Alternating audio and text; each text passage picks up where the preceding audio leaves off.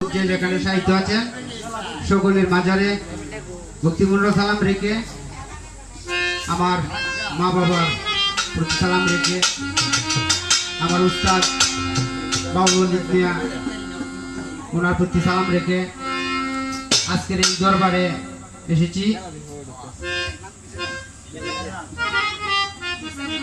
হেলাল সিস্তির বাড়িতে এসেছি।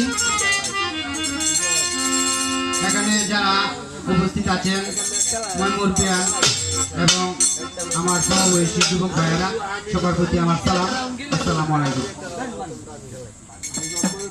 দরদি